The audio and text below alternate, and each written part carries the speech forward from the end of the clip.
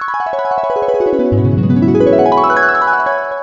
की कहानी है एक मोची और गौतम बुद्ध की।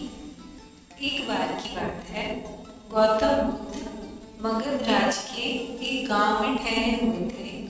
गांव से थोड़ा बाहर एक मोची अपने परिवार के साथ रहता था।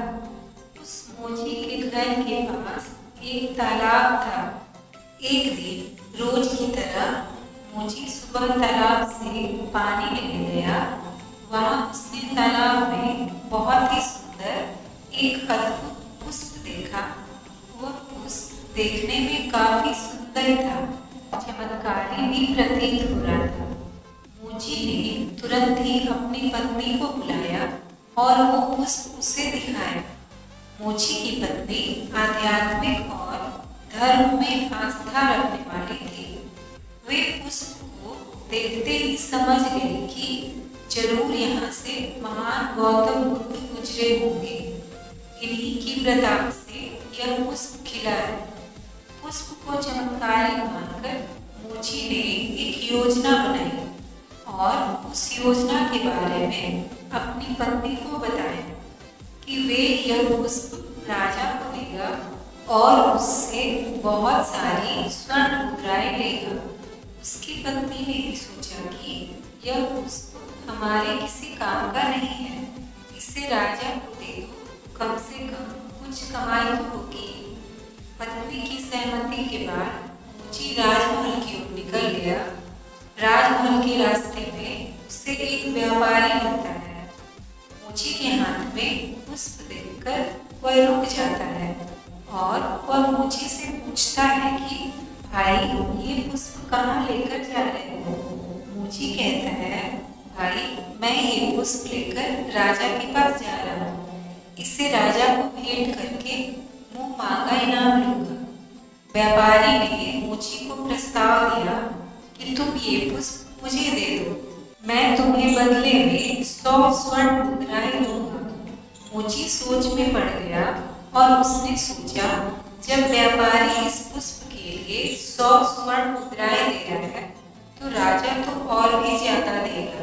यही सोचकर उसने व्यापारी को पुष्प देने से इनकार कर दिया और आगे बढ़ने लगा। थोड़ा आगे चला ही था कि रास्ते में राजा आते हुए दिखे, जो गौतम बुद्ध के दर्शन के लिए जा रहे थे। राजा भी मोची के हाथ में वो दिव्य फूल देखकर अचंभित हो गए और राजा ने यह दिव्य फूल के बदले में 1000 स्वर्ण मुद्राएं देने को कहा। यह सुनकर मोची के मन में एक अजीब सी चेतना आई और वो राजा को पुष्प न देकर दौड़ता हुआ सीधे महात्मा बुद्ध के पास जा पहुंचा। महात्मा बुद्ध मोची को देखकर अचंभे में पड़ गए। उन्होंने मोची से पूछा तो मोची ने उन्हें पुष्प की सारी बात बताई। इसके बाद मोची ने वह पुष्प महात्मा गौतम बुद्ध के चरणों में रख दिया और मोची ने कहा कि पहले मुझे इस फूल को देखकर लालच आ गई थी, लेकिन मैं अब समझ गया हूँ कि जिसकी छाया पड़ने से एक पुष्प इतना दिव्य बन गया, तो अगर उनकी शरण में चला जाऊं तब मेरा जीवन धन्य ही हो जाएगा। इसके बाद मोची पूरा जीवन महात्मा बुद्ध का शिष्य बना रहा।